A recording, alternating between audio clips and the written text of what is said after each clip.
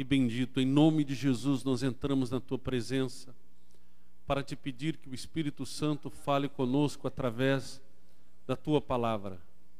Que não seja o homem a falar, que a palavra não seja do homem, que o homem venha se alimentar da tua palavra, que sejamos alimentados por ti, Espírito Santo, porque é o Senhor que conhece os nossos corações, é o Senhor que conhece as nossas necessidades, é o Senhor que deseja nos alimentar, nos deseja conduzir, nos deseja ensinar, o Senhor que deseja que nós tenhamos alimento sólido.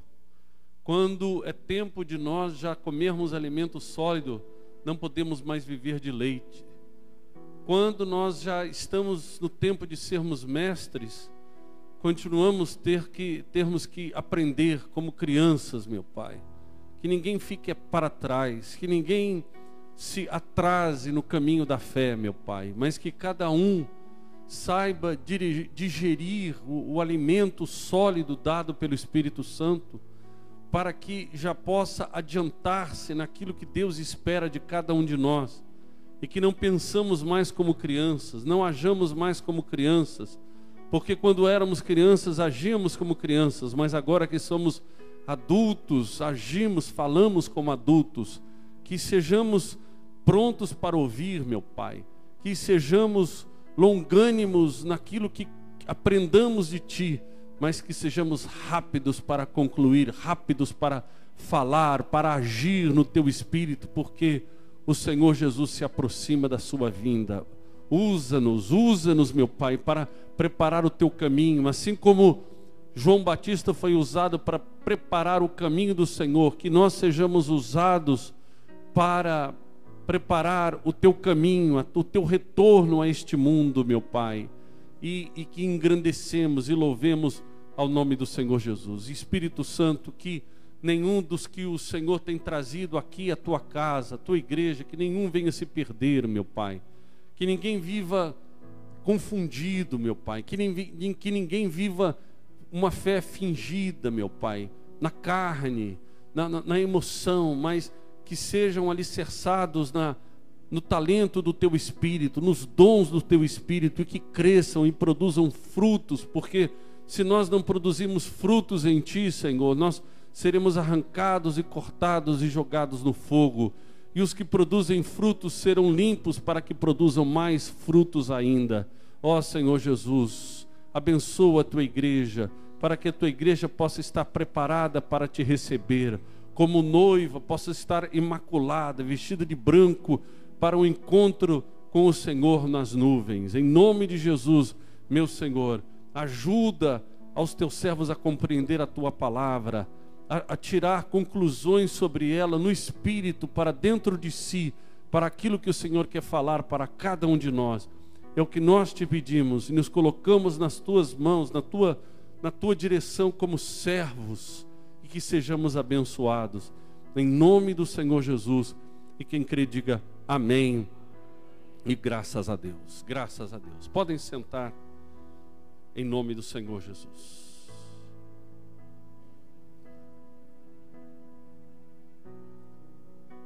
Meus irmãos, Deus quer falar conosco sempre através da sua palavra. A nossa oração é que o Espírito Santo nos faça sempre sensíveis a ouvir a sua voz e a compreender aquilo que Deus espera de cada um de nós. Primeiro de tudo, eu gostaria de dizer para a igreja, a forma com que Deus criou o homem, Ele utilizou toda a sua perfeição, toda a sua magnitude, todo o seu poder na criação do homem. Deus, Ele usou um relógio cronológico para construir e para criar todas as coisas. Mas o homem, ele foi criado no 6º dia. 6 é o número do homem. E foi a última criação, até que Deus, então, no 7º dia, observasse tudo que havia criado e viu que tudo era bom e descansou da criação. Então, o número 7 representa a perfeição de Deus. 7 representa a glória de Deus, a plenitude de Deus, o descanso de Deus. 7 representa a primícia de Deus, aquilo que nós oferecemos a Deus, aquilo que nós separamos para Deus, aquilo que nós deixamos de desfrutar para nós mesmos e nós apresentamos a Deus. Do pão que Deus nos dá, do suor do nosso rosto que Deus nos dá. O número 7 representa as primícias que nós devolvemos à casa do Senhor. As primícias são os dízimos, são as ofertas que nós devemos retornar ao Senhor antes de nós usufruirmos de qualquer coisa. A revelação de Deus sobre as primícias na Bíblia diz que não é apenas aquele que é membro do corpo de Cristo deve dizimar, retornando ao Senhor a 10ª parte. Mas a palavra de Deus diz que você deve dizimar, retornando a Deus o que é de Deus, antes de você tocar aquilo que Deus te deu para qualquer coisa. Então, o dízimo não é só dar, voltar para Deus aquilo que é de Deus. Mas o dízimo quer dizer os primeiros 10%. Isso quer dizer que antes de você tocar naquilo que Deus te deu para você pagar a sua conta de luz, para você fazer o seu supermercado, ou pagar o aluguel, ou fazer aquilo que você precisa fazer com dinheiro, antes de qualquer coisa, você não deve tocar naquilo que Deus te deu, sem antes tirar as primícias, porque as primícias são do Senhor. Então, quando você retira as primícias do Senhor, então você tem os 90% para desfrutar daquilo que Deus te deu. Isso representa o descanso do Senhor. Isso representa o sábado do Senhor, o que é consagrado a Deus. Então, dar a Deus não é apenas retornar aquilo que é de Deus, mas é tocar, antes de mais nada, devolvendo aquilo que é de Deus. Isso representa o seu dízimo, representa a sua oferta. Isso representa a forma com que você se veste para vir à igreja louvar a Ele. Isso representa como se você se penteia, como você se maquia, como você se veste, a melhor roupa, você passa a melhor roupa, você se alegra, você se banha, você se prepara, você faz tudo no seu dia para que quando chegue a hora de você vir à igreja, você chegar na hora certa, você não se atrasar, porque você deve dar a primícia a Deus de tudo. Você sabe que Deus nos observa nas pequenas coisas. Se você tivesse em Brasília um encontro com o presidente da República, se você tivesse no Palácio Iguaçu um encontro com o governador do estado, você não chegaria atrasado. Você se prepararia, você iria num salão, se você fosse numa recepção muito importante, você se produziria, você faria uma escova progressiva, você se prepararia, você alugaria uma roupa de gala para poder encontrar-se com um homem. Mas quando nós vimos a presença de Deus, nós vamos nos encontrar com aquele que é Deus, com aquele que é eterno. Então é como a noiva que tem aquele prazer de saber que vai se encontrar com o noivo. Ela se prepara, ela se perfuma, ela toma banho com ervas aromáticas. Por quê? Porque ela vai se encontrar com o seu noivo, ela vai se entregar ao seu amado. Ela diz: eu sou do meu amado, o meu amado é meu. E o seu amado vai se deleitar-se nos cabelos da sua amada, vai sentir o cheiro suave das gazelas, vai alegrar-se junto ao seio da mulher da sua juventude, vai provar da água da sua cisterna. É a alegria da igreja se encontrando com o seu Senhor. O Senhor merece a melhor oferta, o Senhor merece as nossas primícias, o Senhor não pode ficar com o resto. Em tudo Deus é glorificado e nós somos testados. Nós somos testados. Deus testa o invisível. Deus testa o que o homem não vê, porque Deus olha o coração. Deus escolheu Davi, tirou ele de trás das malhadas e o colocou como rei de Israel, porque viu em pequenas atitudes de Davi que ninguém conhecia, Deus conhecia. Como ele defendia as ovelhas do seu pai, como ele defendeu as ovelhas do seu pai de um animal feroz, de um animal selvagem, matando aquele animal para não deixar que as ovelhas do seu pai se perdessem. E Deus olhou para a frente e olhou o futuro daquele rapaz e disse: se esse rapaz defende as ovelhas do seu pai, essas ovelhas malhadas que não valem muito, porque também ele não era dado muito valor na casa do seu pai. As leis das tradições orais dos judeus, das tradições que são passadas para os pais, dos pais para os filhos, dizia que Davi era filho bastardo. Vocês sabiam disso? Davi era um filho bastardo de Jessé. Ele nasceu fora da união com a esposa, nasceu de uma união, de um casamento que foi programado já na velhice do pai.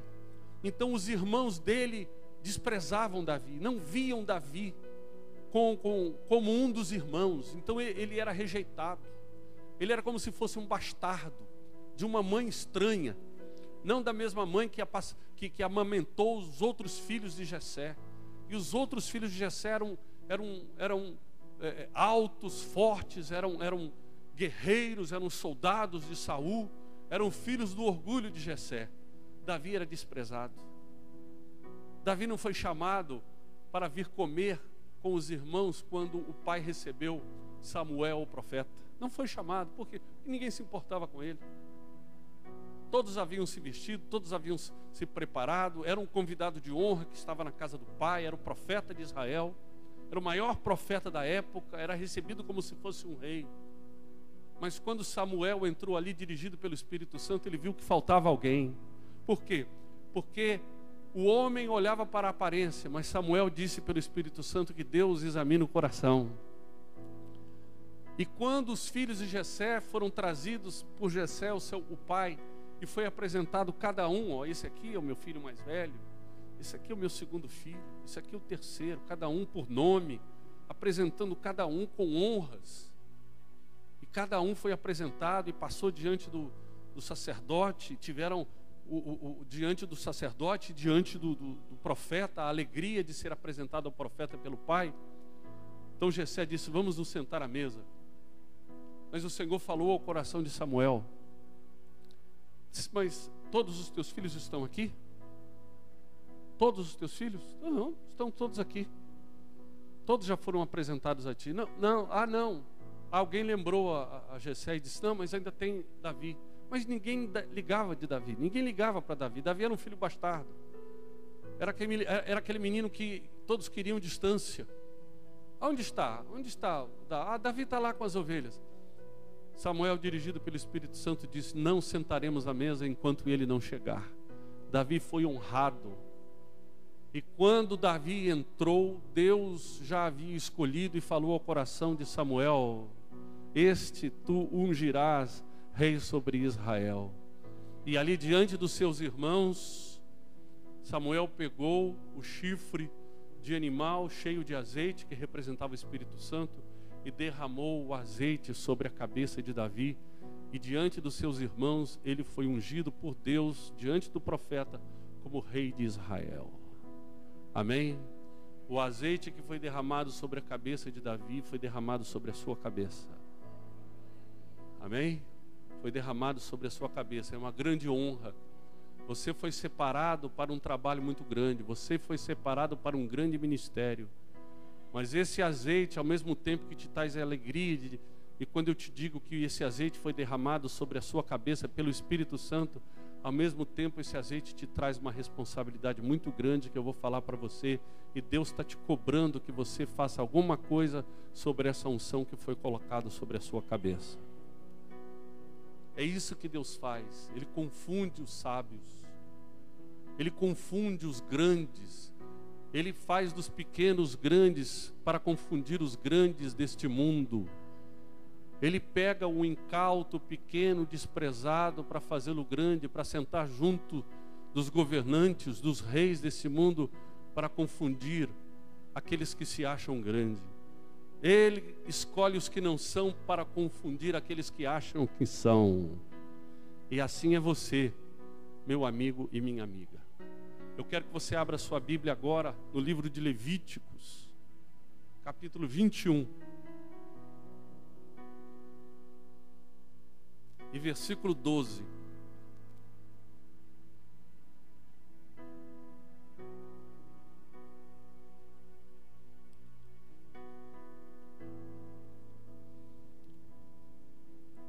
versículo 10 nós vamos começar. Capítulo 21 de Levíticos, começando do versículo 10.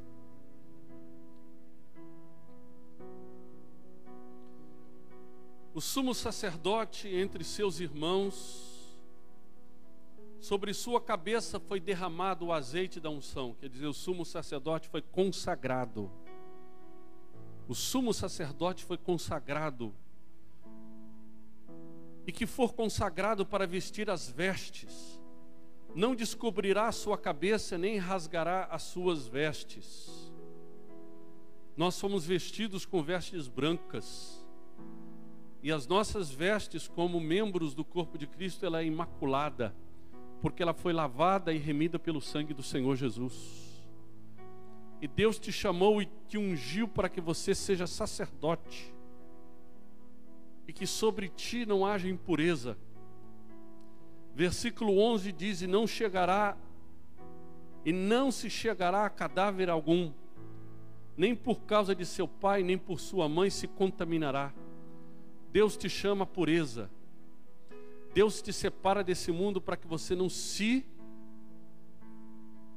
contamine, que você não seja contaminado, que você não seja contaminado com este mundo, na palavra, nos olhos, na boca, nos ouvidos, nas mãos. Deus, Ele é perfeito.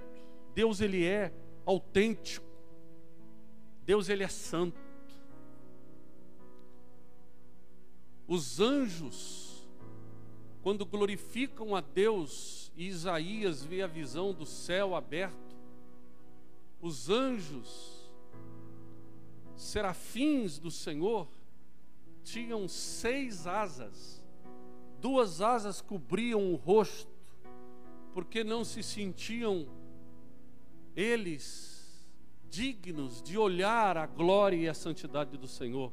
Com 2 asas cobriam o rosto, com 2 asas cobriam o corpo, porque se sentiam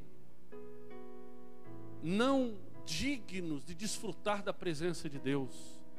Se cobriam com 2 asas as pernas, porque se sentiam protegidos pela santidade do Senhor, quando diziam: Santo, Santo, Santo. 3 vezes eles clamavam ao Senhor dizendo: Santo, Santo, Santo.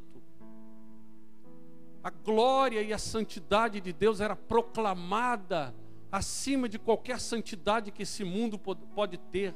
Nada pode se aproximar do sol, porque qualquer coisa que se aproxima do sol é consumido pelo sol. Preste atenção, olhe para mim, não se distraia. Qualquer coisa que se aproxima muito próximo ao sol é destruído, é queimado, é desfeito. Porque se existe alguma coisa terrena que representa a santidade e a pureza de Deus, é o sol. Deus é mais puro que o sol. Deus é mais santo, mais incontaminável do que a maior estrela que nos traz a luz do dia, que é o sol. E quando os anjos diziam: Santo, Santo, Santo é o Senhor dos exércitos, os céus e a terra estão cheios da sua glória. Nós olhamos para o céu e nos perguntamos: onde é que está a glória de Deus no céu? A glória de Deus no céu está nos anjos cantando dia e noite para seu louvor. A glória de Deus no céu está nas ruas de ouro e pedras de jaspes que pavimentam a cidade, a Jerusalém celestial. Na glória de Deus estão os querubins, os serafins, os anjos que não têm sexo, que não são homens, não são mulheres, mas foram criados para louvar a Deus dia e de noite.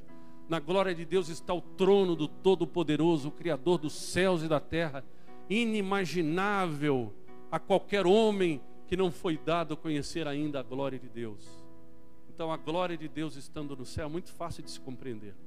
Mas a Bíblia diz que os céus e a terra estão cheios da sua glória. Então a gente vem à pergunta, e a pergunta é o seguinte: onde está a glória de Deus aqui na terra?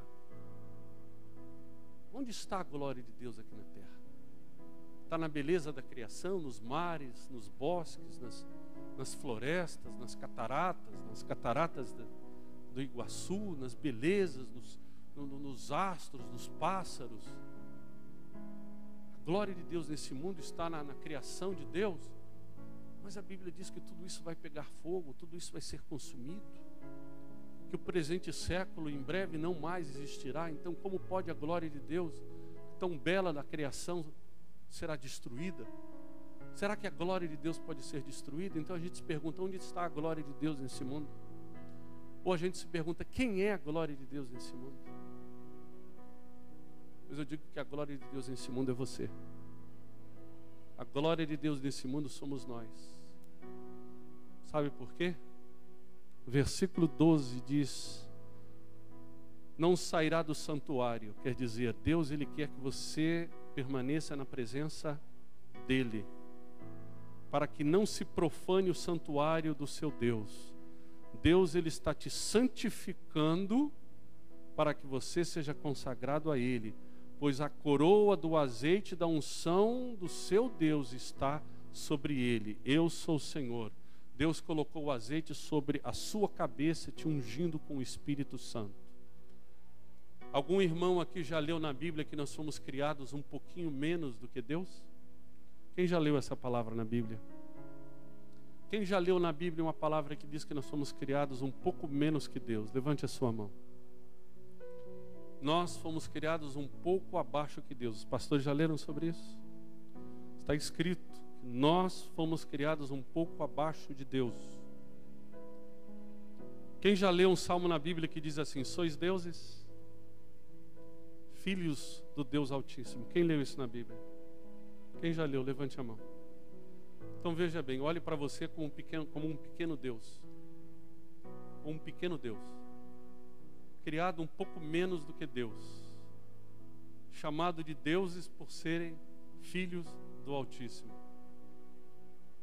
Você já imaginou a grandeza que Deus colocou sobre esses vasos de barro? Amém? Você foi ungido para isso. A glória de Deus nesse mundo está em você.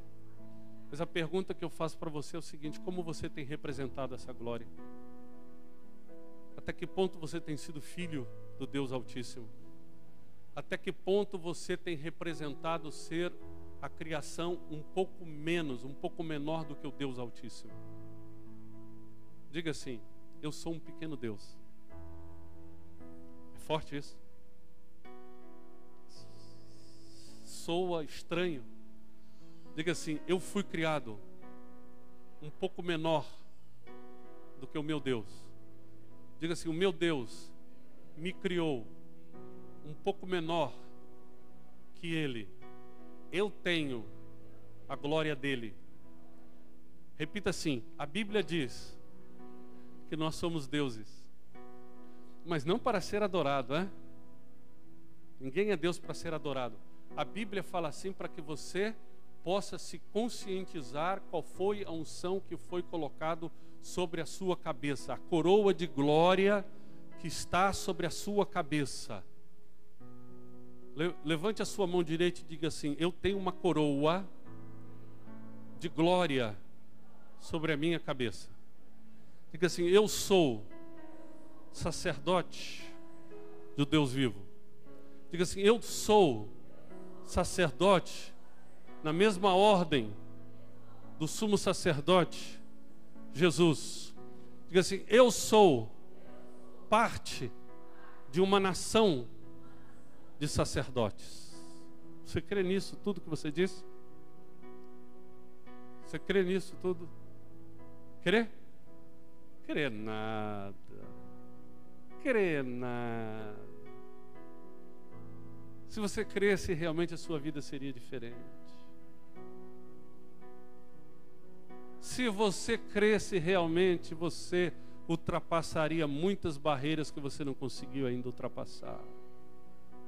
Se você cresce que você foi criado um pouco menor do que o seu Deus, você não tropeçaria nas pequenas pedras que você tem tropeçado. Se você realmente cresce, se cumpriria na sua vida o que Jesus disse: aquele que crê em mim, como diz as Escrituras, do seu interior fluem rios de água viva. a sua vida arrebentaria, você floresceria no meio do deserto, como a palavra de Deus diz. Você foi criado para florescer no meio do deserto. Você foi criado para andar na contramão. Você foi trazido para nadar contra a maré. Você foi ungido para que você diga aos montes: arreda-te daqui e lança-te ao mar, e assim será feito. Você foi chamado como sacerdote para que tudo aquilo que você disser em oração, crendo, você receberia. É a palavra que Deus tem para você.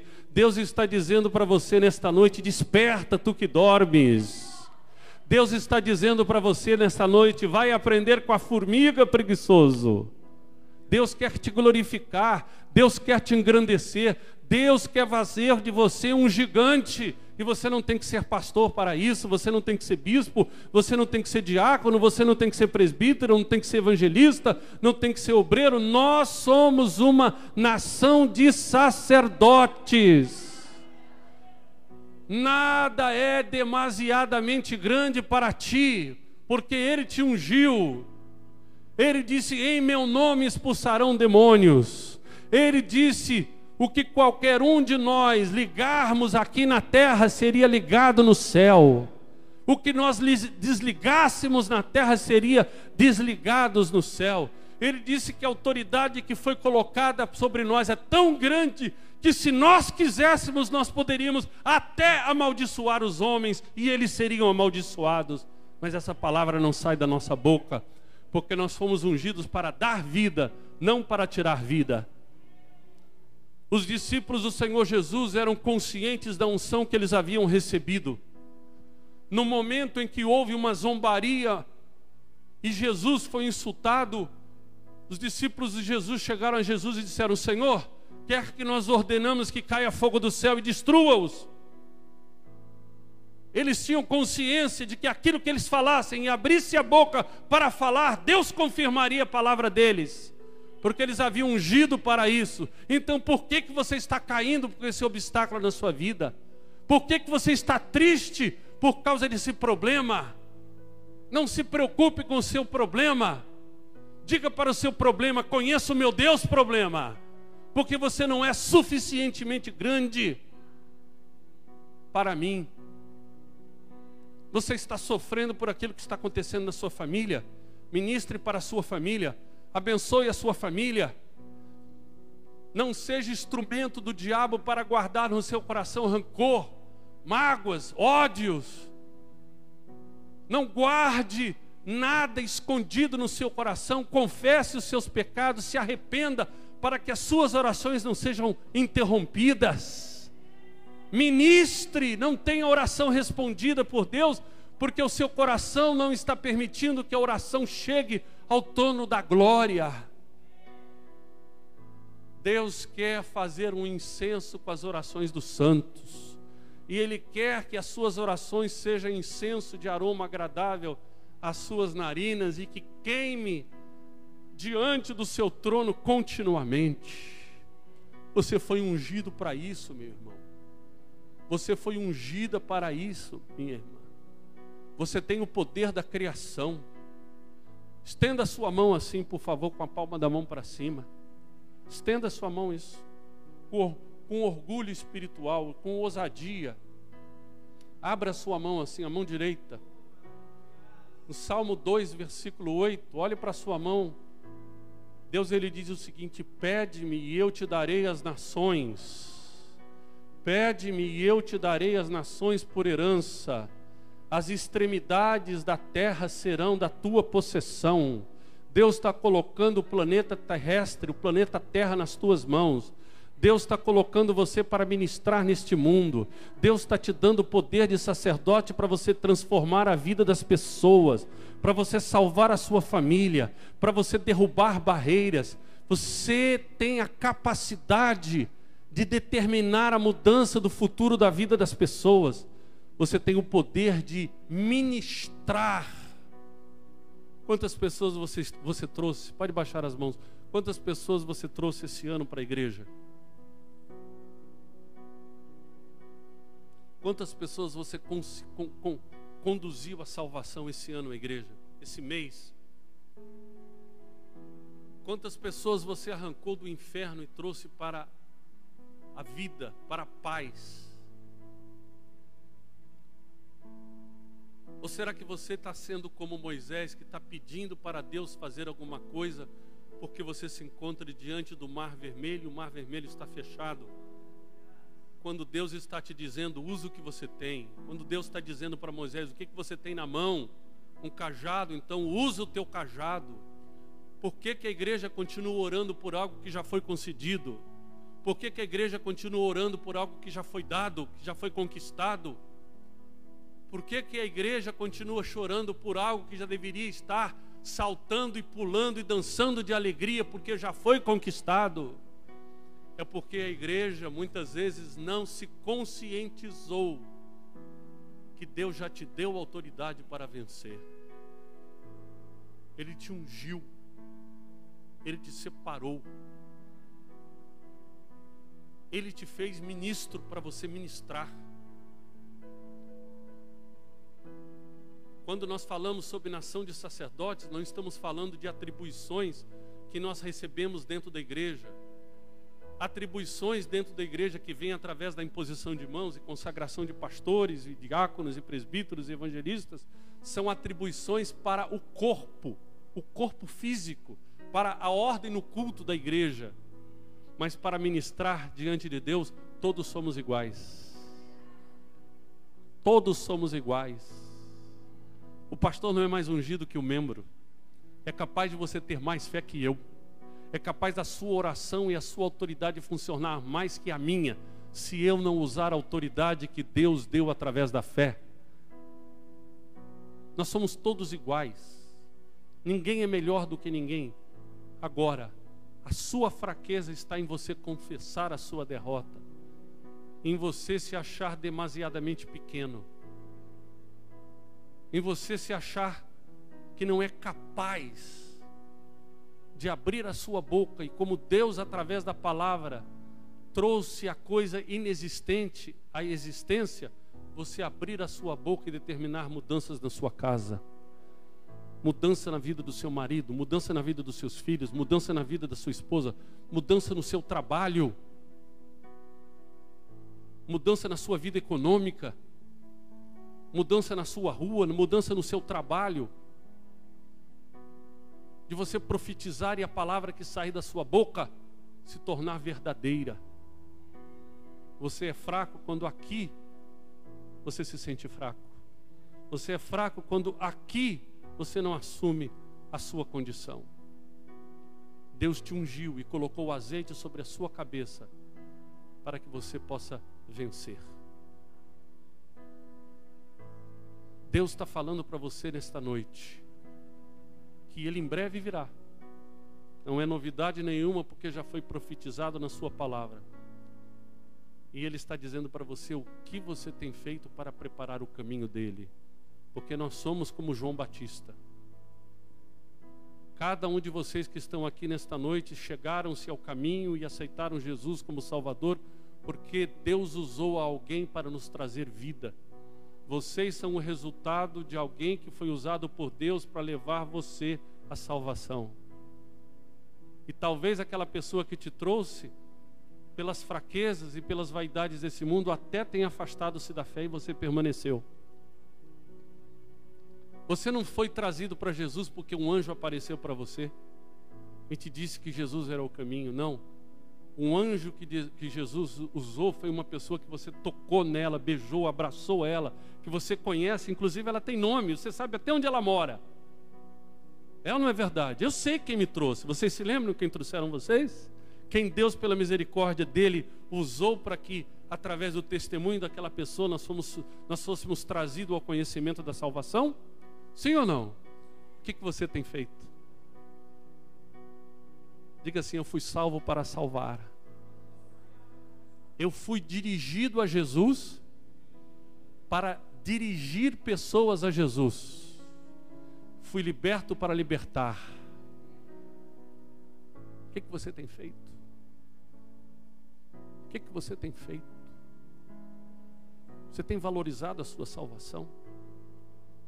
Você acha que você foi salvo porque você nasceu com um bumbuzinho voltado para a luz e Jesus gostou de você? Nós fomos trazidos à salvação porque Deus teve misericórdia de nós. Nós fomos predestinados a conhecer a Ele pela sua misericórdia, antes que o diabo levasse a nossa alma para o inferno. Antes que o diabo levasse a nossa alma para o inferno, o Senhor Jesus nos resgatou e nos trouxe ao conhecimento da sua salvação através de alguém. Quem é que se lembra quem trouxe você ao conhecimento de Jesus? Levante a mão. Quem foi aquele irmão, quem foi aquela irmã que foi usada por Deus? Levante a mão. E o que você tem feito? Você tem trazido orgulho àquela pessoa que trouxe você, trazendo outras pessoas? Você tem aproveitado as oportunidades? A palavra de Deus fala, o apóstolo Paulo, o Espírito Santo através do apóstolo Paulo diz assim: aproveitai as oportunidades. Você tem aproveitado as oportunidades ou você tem se calado na hora que você tem que falar? Ou então você tem que falado na hora que deve se calar? Fala quando não deve falar, quando deve ouvir, e cala quando deve falar, porque não tem sido sensível à voz do Espírito Santo. Cada um de nós somos responsáveis por aquelas pessoas que cativamos. Já ouviram antes? Já leram esse livro? Tu te tornas eternamente responsável por aquele que cativa. Lembra-se do livro? Lembra-se do Pequeno Príncipe? Aquele conto de fada, aquele conto de carochinha. Mas é isso mesmo. Você não tem procurado viver uma vida diante de Deus? Você não tem procurado dar um bom testemunho do nome de Jesus onde você mora, no lugar onde você estuda, na rua onde você mora, no seu bairro, entre os seus parentes? Sim ou não? Você não tem sido uma pessoa que tem sido tardia no falar, procurado guardar o seu coração para dar um bom testemunho do Deus que você serve? Sim ou não? Você tem cativado pessoas. As pessoas têm olhado para você sem que você perceba. E as pessoas estão esperando um pouco mais de você e você tem mostrado. E as pessoas estão sedentas e você tem se calado. É como se ela estivesse dizendo para você: me leva, me ensina, me conduz, me dirige, me fala qual é o teu segredo.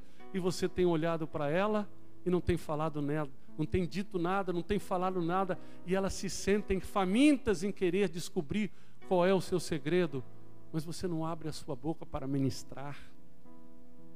Cative essas pessoas, traga essas pessoas. No próximo domingo essa igreja será pequena. Se cada um de você trouxer uma pessoa, se cada um de você cumprir a obra de um evangelista, cumprir a unção de um sacerdote. Há 40 anos atrás, um jovem chamado Edir Macedo Bezerra começou a pregar para 20 pessoas em 1977 num subúrbio do Rio de Janeiro. Hoje, o trabalho que é dirigido pelo bispo Edir Macedo está em mais de 120 países do mundo. E a Igreja Universal fora do Brasil, ela é maior do que ela é no Brasil. São milhões de membros em todo o mundo em 40 anos. Nós somos a igreja mais criticada, porque a igreja, quanto mais criticada, mais odiada é, porque o diabo está por trás de todo o ódio. Por quê? Crucificaram a Jesus e também perseguiram a Jesus. O que falam da Igreja Universal? Falam de quê? Que é uma igreja rica. Ou a igreja tem que ser pobre?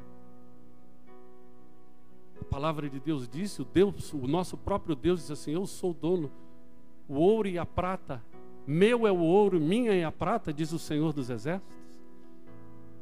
Será que dinheiro tem que ser problema para você? Se você serve um Deus que é dono do ouro e da prata? Diga assim: dinheiro não pode ser problema para mim. Diga, meu irmão, diga, minha irmã. Deus não pregou, Jesus não ensinou contra a riqueza, Jesus ensinou contra o amor à riqueza. Se o ouro e a prata que tem nesse mundo e que a terra esconde as riquezas pertencem ao nosso Deus, a riqueza é para quem? É para os filhos das trevas ou para os filhos da luz? Hã? É para o filho das trevas ou para os filhos da luz? Então o ouro é para quem? É para os filhos de Deus ou para o filho do diabo? Então você não pode ter problema econômico, você serve a Deus. Mas aonde está o seu problema? O seu problema está aqui, você se vê como pobre. Você tem medo de ser próspero. Por quê? Porque você diz que não é para você. O meu pai dizia que ele não nasceu com uma estrela na testa. Que os amigos dele tinham sorte e tinham dinheiro, mas ele nasceu sem estrela na testa. Aí um dia disse para ele: meu pai, eu nunca vi nenhuma pessoa com uma estrela na testa. O que quer dizer esse negócio de estrela na testa? Não, é porque eu não fui escolhido. Eu disse: não, é a pessoa que se escolhe. Ele não conhecia o poder de Deus. Para você não pode haver dificuldade, você tem que vencer tudo na oração. Deus quer fazer de você uma pessoa grande. E outra coisa também que a Universal é muito criticada, porque fala da riqueza da igreja. Nós pastores não temos nada. Nós somos proibidos ter bens, nós somos proibidos ter qualquer coisa no nosso nome.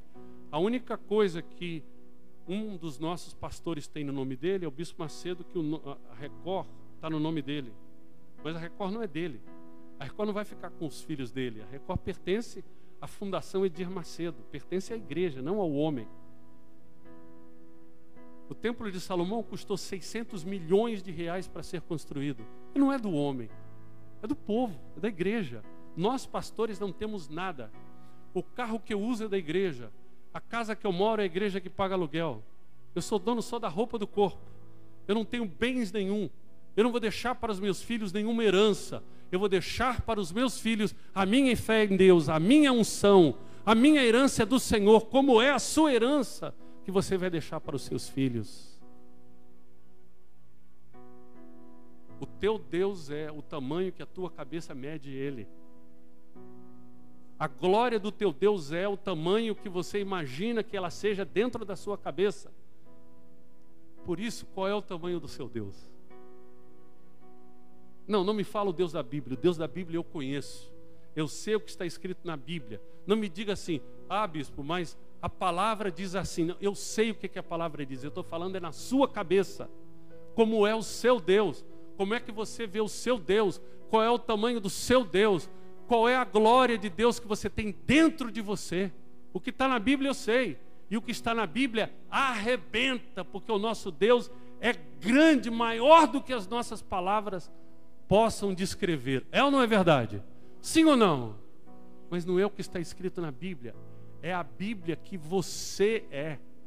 São as páginas que estão escritas no seu coração. Como é que você vê Deus? Aliás, deixa eu diferenciar um pouco a pergunta. Não é como você vê Deus. Como é que você se vê a si mesmo? Qual é a ideia que você tem acerca de si mesmo? Como é a sua autoestima?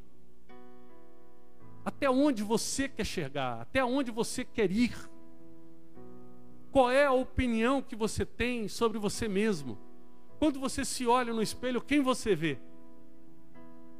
Quando você se olha diante do espelho e você usa o espelho do Espírito Santo para se olhar, qual é a ideia que você tem acerca de você mesmo? Que tipo de mãe você é? Que tipo de pai você é? Que tipo de esposo, de esposa? Que tipo de patrão? Que tipo de empregado? Que tipo de amigo? Que tipo de pessoa você é? Você se envergonha de você mesmo? Você recomendaria você mesmo para outra pessoa? Se você fosse patrão e tivesse que empregar você mesmo, você confiaria em você mesmo e daria emprego para si mesmo?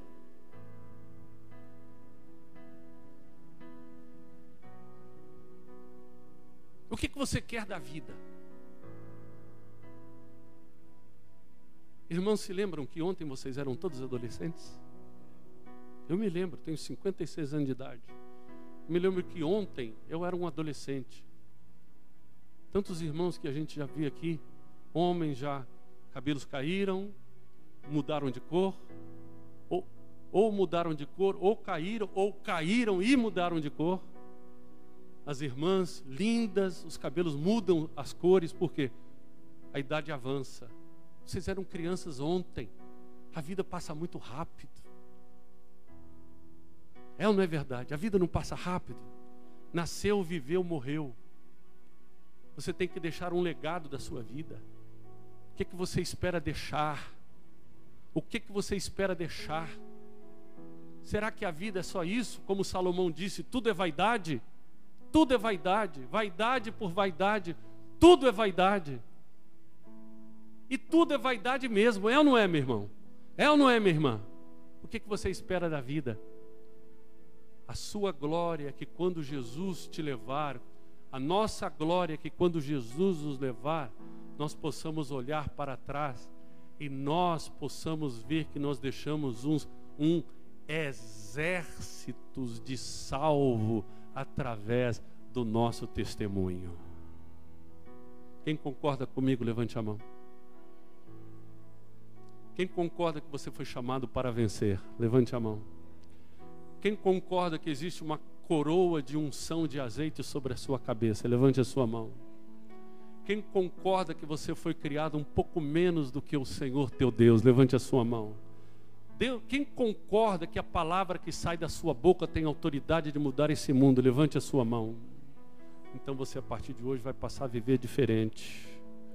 Você vai passar a viver diferente. Porque você vai assumir a sua condição de filho de Deus. Você vai passar a ministrar. Levante a sua mão e diga assim: a partir de hoje, toda palavra que sair da minha boca será ministração. Olha para mim. A sombra de Pedro curava. A sombra de Pedro curava. Estevão foi conduzido pelo Espírito Santo, dirigido ao deserto.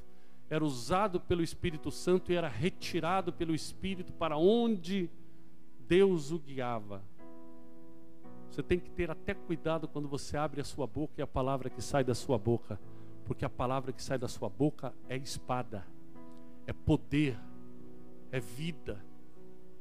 Você tem que ser até tardio no falar para ter cuidado com o que você fala, porque o poder da palavra que sai da sua boca é perigoso, tanto para abençoar como para amaldiçoar.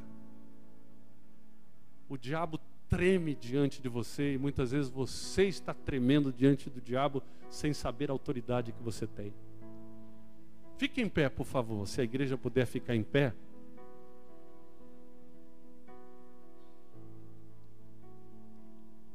Existe na Bíblia, e eu não saberia dizer agora de cabeça quais são, mas existem, o número 10 representa poder e autoridade. A Bíblia fala sobre 10 montanhas que circulam Jerusalém. A Bíblia fala sobre 10 diademas sobre 10 cabeças. 10 representa glória, representa coroa, representa diadema, representa autoridade.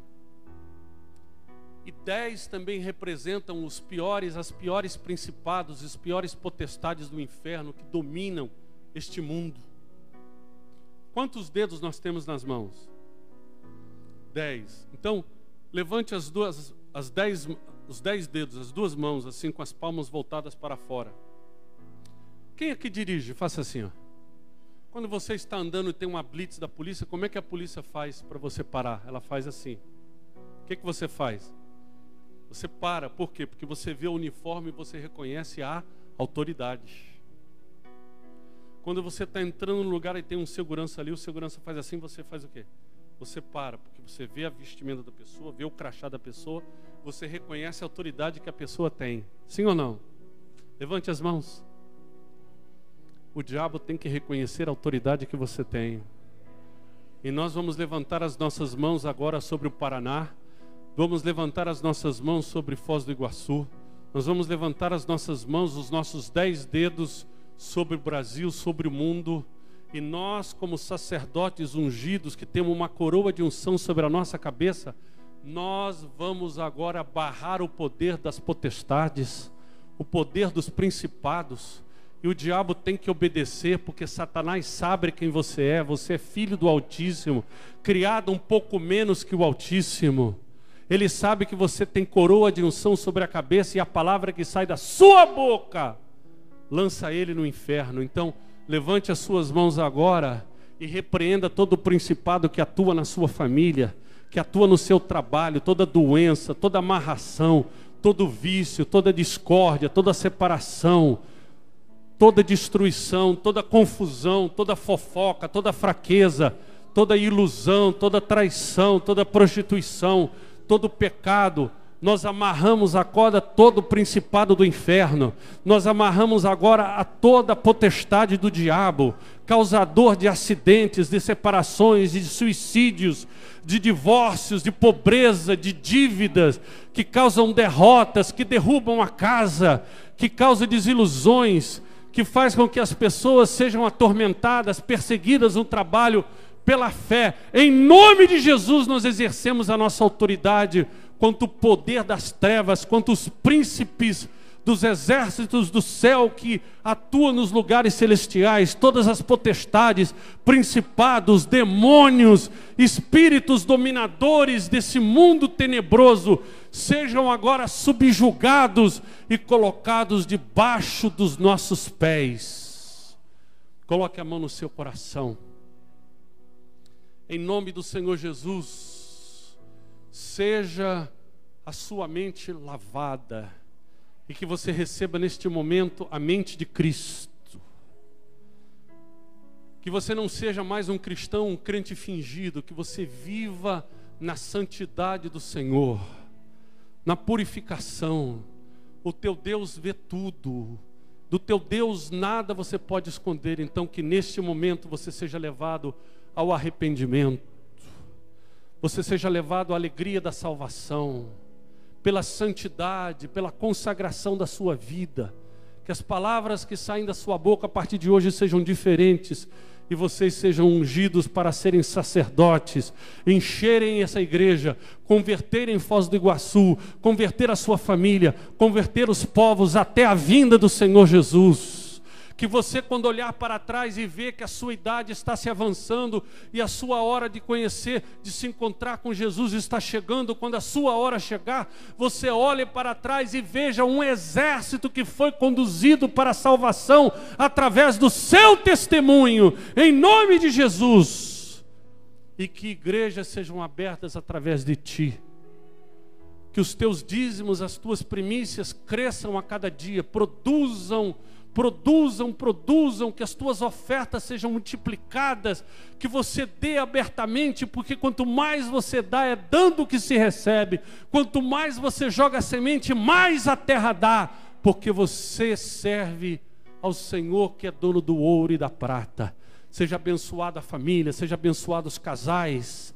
Abrace a sua família, se tem alguém da sua família aí, abrace. Em nome do Senhor Jesus, filhos, pais, irmãos, cunhados, abrace os familiares agora, em nome do Senhor Jesus. Que a sua família seja abençoada. Seja abençoada agora. Eu determino bênção sobre a sua casa, porque está escrito na palavra de Deus: quanto a mim, eu e minha casa serviremos ao Senhor. Que a bênção do Deus de Israel esteja sobre a sua vida. Que a unção do Espírito que está sobre mim, que me deu autoridade de ministrar aos povos de várias línguas, de várias raças, de várias culturas, de várias partes do mundo, esteja sobre essa igreja, sobre os pastores, sobre os ministros dessa igreja, e que você possa arrebentar, que você possa crescer, porque mais forte é aquele que está em você do que aquele que está nesse mundo. Aleluia. Seja ungido com o espírito da grandeza.